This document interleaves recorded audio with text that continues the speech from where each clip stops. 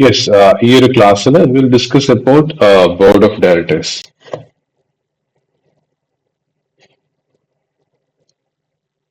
Board of directors ഈസിയാണ്, just കേൾക്കുക, നമ്മുടെ മോഡ്യൂൾ ബുക്ക് വായിക്കാത്തേ ഉള്ളൂ, വളരെ സിമ്പിൾ ആണ്.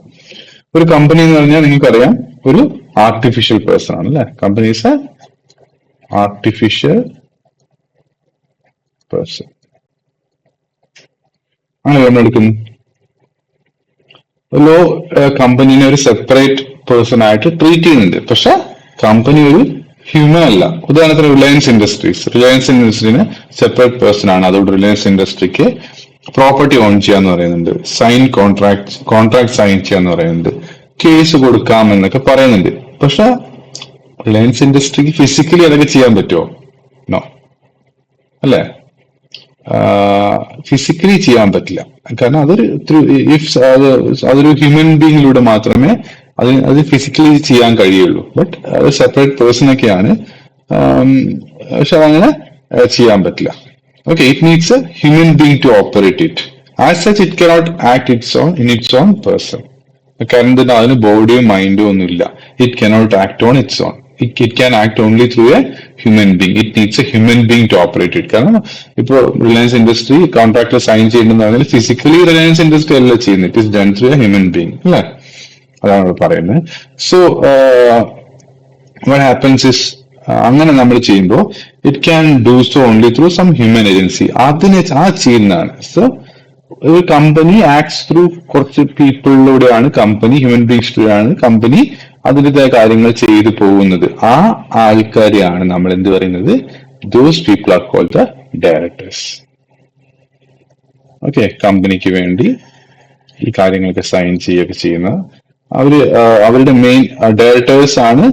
ഒരു actually these persons are in charge of the management.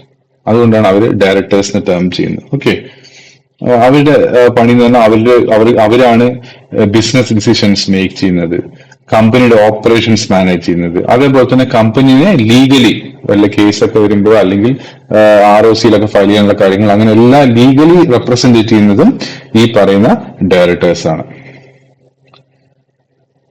ഇപ്പോ ഉദാഹരണത്തിന് ഇപ്പൊ ഒരു ആപ്പിൾ പുതിയ ഒരു പ്രൊഡക്റ്റ് ലോഞ്ച് ചെയ്യാൻ തീരുമാനിച്ചെന്ന് പറയാം. അത് ശരിക്കും ആരാ ഡിസിഷൻ എടുക്കുന്നത്? ആപ്പിൾ എന്ന് പറയുന്ന കമ്പനി പുതിയ പ്രൊഡക്റ്റ് ലോഞ്ച് ചെയ്യാൻ പോവുകയാണെങ്കിലും അതിന് ഡിസിഷൻ എടുക്കുന്നത് ആപ്പിളിന്റെ ബോർഡ് ഓഫ് ഡയറക്ടേഴ്സ് ആണ്. ഓക്കെ,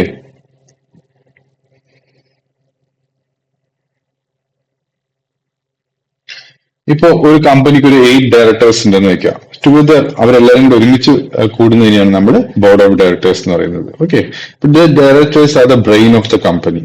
അവരാണ് കമ്പനിയുടെ പോളിസി, അതേപോലെ സ്ട്രാറ്റജി, മേജർ ഡിസിഷൻസ് എല്ലാം എടുക്കുന്നത് ബോർഡ് ഓഫ് ഡയറക്ടേഴ്സ് ആണ്. അതായത് മേജർ ഡയറക്ടേഴ്സ് പറഞ്ഞാൽ ലൈക്ക് ഇപ്പൊ ഒരു ബിസിനസ് എക്സ്പാൻഡ് ചെയ്യണോ എന്ന് തീരുമാനിക്കുന്നത്, അതേപോലെ തന്നെ വേറെ ഏതെങ്കിലും കമ്പനിയുടെ കൂടെ മെർജ് ചെയ്യണോ എന്ന് തീരുമാനിക്കുന്നത്, അതേപോലെ പുതിയ പ്രൊഡക്റ്റ് ലോഞ്ച് ചെയ്യണോ എന്ന് തീരുമാനിക്കുന്നത്. അങ്ങനത്തെ മേജർ ഡിസിഷൻസ് ഒക്കെ എടുക്കുന്നത് എപ്പോഴും ബോർഡ് ഓഫ് ഡയറക്ടേഴ്സ് ആയിരിക്കും. അപ്പൊ നിങ്ങൾക്ക് മനസ്സിലാവുമല്ലോ, directors are very important for the company's functioning. Without them, the company cannot operate. ഈ ഡയറക്ടേഴ്സ് ഡിസിഷൻ എടുക്കുക എന്ന് പറയുന്നത് അവർ കളക്റ്റീവ്ലി ആണ് ഡിസിഷൻസ് എടുക്കുന്നത്. എല്ലാ ഡയറക്ടേഴ്സും കൂടി ബോർഡ് മീറ്റിംഗ്സിലായിരിക്കും ഡിസിഷൻസ് എടുക്കുന്നത്. Board meetings. ഡയറക്ടേഴ്സ് യൂഷ്വലി ഇന്ത്യയിൽ ആയിട്ട് ഡിസിഷൻസ് എടുക്കാറില്ല. They meet and decide together in board meetings. Okay,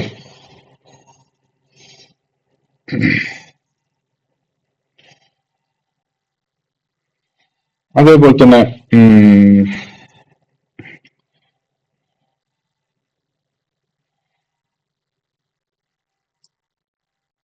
എന്ത് കാര്യം പുതിയ CEO അപ്പോയിന്റ് ചെയ്യുകയാണെങ്കിൽ അതിനും ഒരു ബോർഡ് ഡിസിഷൻ എടുക്കും. ഫൈനാൻഷ്യൽ ഡിസിഷൻസ് ഇതൊക്കെ എല്ലാം എടുക്കുന്നത് ഡയറക്ടേഴ്സ് ആണ്. ബോർഡ് ഓഫ് ഡയറക്ടേഴ്സ് ആണ് ഇതിന്റെ ഡിസിഷൻസ് എടുക്കുന്നത്. ഓക്കെ, ഇപ്പൊ ഒരു കമ്പനിക്ക് ഇറ്റ് ഹാസ് 4 ഡയറക്ടേഴ്സ് ഉണ്ടെന്ന് വെക്കാം. So director A, B, C, D. Okay, ഇവരെല്ലാവരും കൂടെ ഫോം ചെയ്യുമ്പോഴാണ് എന്ത് പറയുന്നത്? ബോർഡ് ഓഫ് ഡയറക്ടേഴ്സ് എന്ന് പറയുന്നത്. ഇൻഡിവിജ്വൽ ലെവലിൽ എല്ലാവരും കൂടി ഉള്ളതിനെയാണ് നമ്മൾ കോൺസ്റ്റിറ്റ്യൂട്ട് ചെയ്യുന്നതിനെയാണ് നമ്മൾ ബോർഡ് ഓഫ് ഡയറക്ടേഴ്സ് എന്ന് പറയുന്നത്. ബോർഡ് ഓഫ് ഡയറക്ടേഴ്സ് എന്ന് പറയുന്നത്. ക്ലിയർ? ഇനി ഒരു പെർട്ടിക്കുലർ ടൈപ്പ് ഓഫ് കമ്പനിക്ക് മിനിമം ഇത്ര ഡയറക്ടേഴ്സ് ആവാം, മാക്സിമം ഇത്ര ഡയറക്ടേഴ്സ് ആവാം എന്ന് നമുക്ക് പറയുന്നുണ്ട്. That is third side in section 149(1) okay of companies act 2013. ഇതിലാണ് എത്ര മിനിമം ഡയറക്ടേഴ്സ് വേണം, എത്ര മാക്സിമം വരെ പോവാ എന്നൊക്കെ പറയുന്നത്. ക്ലിയർ? ഇപ്പോ ഒരു പബ്ലിക് കമ്പനിയാണെന്ന് വെക്കാം. ഒരു പബ്ലിക് കമ്പനി ആണെങ്കിൽ മിനിമം 3 ഡയറക്ടേഴ്സ് വേണം. ഇനി ഒരു പ്രൈവറ്റ് കമ്പനിയാണെന്ന് വെക്കാം.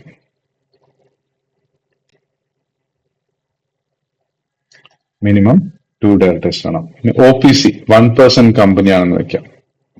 1% കമ്പനിയാണ് ഒരാളല്ലോ, അപ്പോ സ്വാഭാവികമായിട്ട് ആൾ തന്നെയാണ്, വൺ മാൻ ഷോ ആണ് അല്ലെ. OPC ആണെങ്കിൽ 1 ഡയറക്ടർ. ഓക്കെ.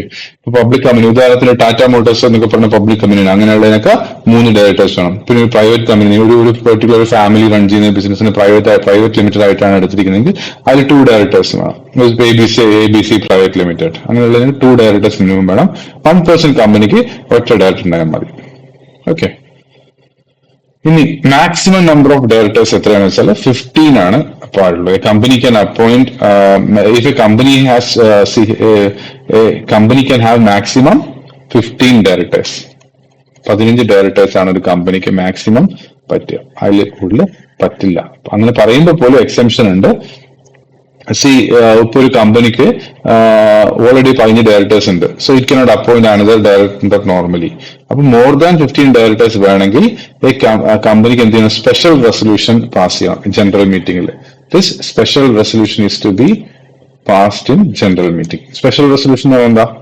സാധാരണ റെസൊല്യൂഷൻ ആണെങ്കിൽ അതിൽ ടോട്ടൽ മെമ്പേഴ്സിന്റെ 50%, മോർ ദാൻ 50% ഫേവറബിൾ ആയിട്ട് വോട്ട് ചെയ്താൽ ആ റെസൊല്യൂഷൻ പാസ്സാവും. പക്ഷേ സ്പെഷ്യൽ റെസൊല്യൂഷൻ ആകുമ്പോൾ 100 പേരുണ്ടെങ്കിൽ 75 പേരെങ്കിലും അതിനെ സപ്പോർട്ട് ചെയ്യണം, 75% ഇതിനെ അനുകൂലിച്ച് വോട്ട് ചെയ്യണം. അങ്ങനെ ഒരു സ്പെഷ്യൽ റെസൊല്യൂഷൻ പാസ്സാക്കിയിട്ട് മാത്രമേ, സ്പെഷ്യൽ റെസൊല്യൂഷൻ എവിടെ പാസ്സാക്കണം, അതായത് സ്പെഷ്യൽ റെസൊല്യൂഷൻ ജനറൽ മീറ്റിംഗിൽ പാസ്സാക്കിയിട്ട് മാത്രമേ 15 ഡയറക്ടേഴ്സ് എന്നുള്ളത് കൂട്ടി എത്ര 16 or 17 രണ്ടുപേര് എടുക്കണമെങ്കിൽ ഈ സ്പെഷ്യൽ റെസൊല്യൂഷൻ പാസ്സാക്കിയിട്ട് മാത്രമേ അഡീഷണൽ ആൾക്കാരെ എടുക്കാൻ പറ്റുള്ളൂ. ഓക്കെ. അതിന് സെൻട്രൽ ഗവൺമെന്റ് അപ്രൂവൽ ഒന്നും ആവശ്യമില്ല. കമ്പനി ജനറൽ മീറ്റിംഗിൽ സ്പെഷ്യൽ റെസൊല്യൂഷൻ പാസ്സാക്കിയാൽ മതിയാവും. ഓക്കെ. ഇനി ഒരു പെർട്ടിക്കുലർ വ്യക്തിക്ക് എത്ര കമ്പനിയുടെ ഡയറക്ടർ ആവാം എന്നുള്ളതാണ് അടുത്തത് പറയുന്നത്. That is number of directorships. ഒരു വ്യക്തിക്ക് എത്ര കമ്പനിയുടെ ഡയറക്ടർ ആവാം എന്നുള്ളതാണ് അതിൽ പറയുന്നത്. Okay. Section 165 of companies act 2013. So അതിലാണ് അത് പറയുന്നത്. അത് പറയുന്നത് ഒരു പേഴ്സണ് മാക്സിമം 20 കമ്പനിയുടെ ഡയറക്ടർ ആവാൻ പറ്റുള്ളൂ എന്നാണ് പറയുന്നത്. ഇതില് ഈ 20 എന്ന് പറയുന്നതിൽ this includes alternative directorship also. This alternative directorship കൂടി ഉൾപ്പെടുത്തിയിട്ടാണ്. ഓൾട്ടർനേറ്റീവ് ഡയറക്ടർഷിപ്പ് എന്താ അറിയില്ലേ? ഓൾട്ടർനേറ്റീവ് ഡയറക്ടർഷിപ്പ് എന്ന് പറഞ്ഞാൽ ഇപ്പൊ ഒരു കമ്പനിക്ക് ഒരു ഡയറക്ടർ ഉണ്ടെന്ന് വെക്കാം, അയാൾ ഒരു 3 മാസത്തിൽ കൂടുതൽ ആയിട്ട് പുറത്തേക്ക് വിദേശത്തേക്ക് എവിടെയെങ്കിലും പോവുകയാണ്. അപ്പൊ അയാൾക്ക് ഇവിടെ ഡയറക്ടർ നിൽക്കാൻ പറ്റില്ല. ടെമ്പററി ബേസിൽ ഇപ്പോൾ ഒരാളിനെ അപ്പോയിന്റ് എന്ന് വെച്ചാൽ അപ്പൊ ആ അപ്പോയിന്റ് ചെയ്യുന്ന ആൾക്ക് അപ്പൊ എ എന്ന് പറഞ്ഞ ഒരാള് ഇഫ് ഡയറക്ടർ ആണ്, if is going to say USA for more than 3 months. അപ്പൊ അവർ ടെമ്പററി ഡയറക്ടർ ആയിട്ട് ബി എന്ന് പറഞ്ഞ ആളിനെ അപ്പോയിന്റ് ചെയ്തു. അപ്പൊ ഈ ബിയുടെ കൗണ്ടിൽ ടോട്ടൽ 20 അല്ലേ പാടുള്ളൂ, ആ കൗണ്ടിൽ ഈ ഡയറക്ടർഷിപ്പ് ടെമ്പററി ബേസിലാണെങ്കിൽ പോലും ഇതും കൂടി കൗണ്ട് ചെയ്യും. ഓക്കെ. അപ്പൊ ഇനി ബിക്ക് ഇപ്പൊ നേരത്തെ 18 ആയിരുന്നെങ്കിൽ ഇതുകൂടി കൂട്ടിയിട്ട് 19 ആവും, 19 കമ്പനീസ് ആവും. മനസ്സിലായില്ലേ? ഇനി ഈ 20 തന്നെ സബ് റെസ്ട്രിക്ഷൻസ് ഉണ്ട്. അതായത് പബ്ലിക് കമ്പനീസിൽ മാക്സിമം 10 പറ്റുള്ളൂ. മാക്സിമം 10 പബ്ലിക് കമ്പനീസിൽ ഒരാൾക്ക് ഡയറക്ടർ ആയിട്ട് ഇരിക്കാൻ പറ്റുള്ളൂ. ഓക്കെ. ഉദാഹരണത്തിന് ഇപ്പൊ രാഹുൽ എന്ന് പറഞ്ഞ ഒരാള്, രാഹുൽ എന്ന് പറഞ്ഞ ആള് ഈസ് 8 പബ്ലിക് കമ്പനിയുടെ ഡയറക്ടറാണ്, 8 പബ്ലിക് കമ്പനിയുടെ ഡയറക്ടറാണ്, 7 പ്രൈവറ്റ് കമ്പനിയുടെ ഡയറക്ടറാണ്. ഓക്കെ, ഇങ്ങനെ വരുമ്പോ പിന്നെ 5 സ്മോൾ പ്രൈവറ്റ് കമ്പനീസിലാണെന്ന് വെക്കാം. അപ്പോ അല്ലെങ്കിൽ 12 പ്രൈവറ്റ് കമ്പനിയിലേക്ക്. അപ്പൊ total comes to only 20. That is allowed അല്ലേ? പക്ഷെ അയാൾക്ക് ഒരെണ്ണം കൂടി ആവാണെങ്കിൽ പറ്റില്ല, അത്രേ ഉള്ളൂ. ഇനി കമ്പനിക്ക് തന്നെ തീരുമാനിക്കാം. ഒരു പെർട്ടിക്കുലർ കമ്പനി തീരുമാനിക്കുകയാണ് ടോട്ടൽ 20 വരെ ഒരു ആൾക്ക് ആവാമെങ്കിൽ പോലും, ഇപ്പൊ സേ ഒരു കമ്പനി XYZ ലിമിറ്റഡ്, അവർ തീരുമാനിക്കുകയാണ് ഞങ്ങളുടെ ഡയറക്ടർമാര് 10ൽ കൂടുതൽ കമ്പനികളിൽ ആവുന്നവർ ഞങ്ങൾ ഡയറക്ടർ ആക്കില്ല എന്ന് വേണമെങ്കിൽ ആ കമ്പനിക്ക് തീരുമാനിക്കാം. ഓക്കെ, അത് ആ കമ്പനിയുടെ ഡിസ്ക്രിപ്ഷനാണ്. അതിന് ഒരു സ്പെഷ്യൽ റെസൊല്യൂഷൻ പാസ്സാക്കിയിട്ട് അത് തീരുമാനിക്കാൻ പറ്റുള്ളൂ. സ്പെഷ്യൽ റെസൊല്യൂഷൻ പറഞ്ഞാൽ എന്താ ഞാൻ നേരത്തെ പറഞ്ഞു. ഇപ്പൊ ഒരു നോർമലി ഒരാൾക്ക് 20 വരെ ആവുമെങ്കിലും ഇപ്പൊ പെർട്ടിക്കുലർ ഒരു കമ്പനിക്ക് തീരുമാനിക്കാം എന്റെ കമ്പനിയിലെ ഡയറക്ടർ ആവണമെങ്കിൽ 10ൽ കൂടുതൽ ആവാൻ പാടില്ല എന്ന്, ആ 12ൽ കൂടുതൽ ആവാൻ പാടില്ല. അങ്ങനെ ആ നമ്പർ കുറയ്ക്കണമെങ്കിൽ സ്പെഷ്യൽ റെസൊല്യൂഷൻ വഴി കമ്പനിക്ക് കുറയ്ക്കാം. ഇത് കമ്പനി എന്ന് പറയുന്നത് ആക്റ്റീവ് കമ്പനീസ്, ഡോർമെന്റ് കമ്പനി, അതായത് ഇപ്പൊ ആക്ടിവിറ്റി ഒന്നും ഇല്ലാത്ത കമ്പനീസിലാണ് നമ്മൾ ഡോർമെന്റ് കമ്പനീസ് എന്ന് പറയുന്നത്. ആ ഡോർമെന്റ് കമ്പനിയിൽ നിന്നും ഇതില് ഇപ്പൊ ആക്റ്റീവ്ലി ബിസിനസ് ചെയ്യാത്ത കമ്പനികളാണ് ഡോർമെന്റ് കമ്പനി എന്ന് പറയുന്നത്. ഡോർമെന്റ് കമ്പനിയൊന്നും ഈ നമ്പറിൽ കൂട്ടില്ല. ഇപ്പൊ ഒരു പെർട്ടിക്കുലർ വ്യക്തി 19 ആക്റ്റീവ് കമ്പനിയിൽ ഡയറക്ടറാണ്, 2 ഡോർമെന്റ് കമ്പനിയിലും ഡയറക്ടറാണെന്ന് വെച്ചാൽ വേറെ ഒരു ആക്റ്റീവ് കമ്പനിയിൽ കൂടി അവർക്ക് സിമ്പിൾ ആയിട്ട് ഡയറക്ടർ ആവും. അപ്പോഴേ 20ലേക്ക് കൗണ്ട് ആവുള്ളൂ. ക്ലിയർ?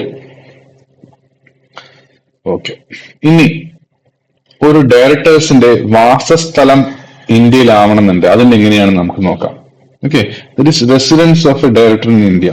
അത് പറയുന്നത് സെക്ഷൻ 149(3) പറയുന്നത്. ഇത് പറയുന്നത് എന്താ വെച്ചാല് കുറെ ഡയറക്ടേഴ്സ് ഉണ്ടായിക്കോട്ടെ, അതിൽ ഒരു ഡയറക്ടറെങ്കിലും അറ്റ്ലീസ്റ്റ് 180 days ഒരു ഫൈനാൻഷ്യൽ ഇയറിൽ ഇന്ത്യയിൽ താമസിക്കണം എന്നാണ് പറയുന്നത്. Why this rule? Because government wants at least 1 director available in India for legal responsibility. Clear? അതുകൊണ്ടാണ് അങ്ങനെ പറയുന്നത്. സോ 149 സബ്സെക്ഷൻ 3 പറയുന്നത് ഒരു നിങ്ങൾക്ക് എത്രയോ ഡയറക്ടേഴ്സ് ഉണ്ടായിക്കോട്ടെ, അതിൽ ഒരു ഡയറക്ടർ എങ്കിലും അറ്റ്ലീസ്റ്റ് 182 days ഇൻ ഫൈനാൻഷ്യൽ ഇന്ത്യയിൽ നിൽക്കണം. ഓക്കെ, ഇതാണ് അതിൽ പറയുന്നത്. ഈ 182 days എന്ന് പറയുന്നത് ഇപ്പൊ ഒരു കമ്പനി ആ ഫൈനാൻഷ്യൽ ഇയറിൽ ആണ് രൂപീകരിച്ചെന്ന് വെക്കാം. അപ്പോ ആ ഫുൾ 365 days ആ കമ്പനി തന്നെ ഉണ്ടാവില്ല. അപ്പൊ കമ്പനി എത്ര ദിവസം ഉണ്ടോ അതിനനുസരിച്ച് പ്രൊപ്പോർഷൻ ആയിട്ട് ഈ 182 കുറയും. പക്ഷെ ഒരു ഉദാഹരണത്തിന് ഇപ്പൊ ഒരു കമ്പനി രൂപീകരിച്ചത് ഒക്ടോബറിലാണെന്ന് വെക്കാം. അപ്പൊ ഇനി 6 months അല്ലേ ബാക്കിയുള്ളൂ. അപ്പൊ അതില് ഒരു ഡയറക്ടർ ഇതിന്റെ പകുതിയായ 91 days എങ്കിലും ഉണ്ടാവണമെന്നായിട്ട് ഈ ക്രൈറ്റീരിയ മാറും. ഇനി 3 മാസം ഉള്ളെങ്കിൽ ഇതിന്റെ പകുതിയായിട്ട് മാറും ആ രീതിയിൽ. ക്ലിയർ? ഇനി അടുത്തത് പറയുന്നത് വുമൺ ഡയറക്ടർ.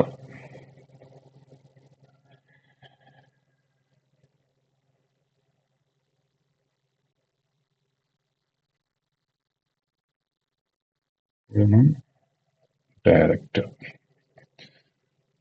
അതായത് gender diversity in corporate boards വേണം എന്നൊരു ഉദ്ദേശം കൊണ്ടാണ് ഇങ്ങനെ ഒരു ക്രൈറ്റീരിയ വരുന്നത്. അതായത് ഒരു ലിസ്റ്റഡ് കമ്പനി, NSE ബേസ് ഏതെങ്കിലും ലിസ്റ്റഡ് കമ്പനി ആണെങ്കിൽ, അതായത് ഇൻഫോസിസ്, HDFC ബാങ്ക് അങ്ങനത്തെ കമ്പനിയൊക്കെ ആണെങ്കിൽ minimum they must appoint at least 1 director, ഒരാളെങ്കിലും ഡയറക്ടർ ആയിട്ടോ. അതേപോലെ തന്നെ public companies with paid up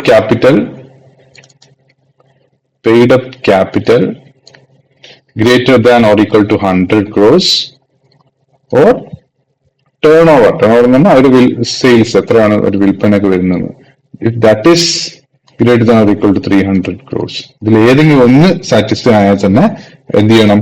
must appoint at least 1 woman director.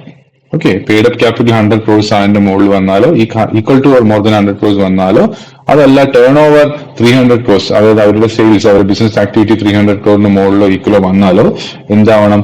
ഈ പറയുന്ന 1 വുമൺ ഡയറക്ടർ അവിടെ ഉണ്ടാവണം.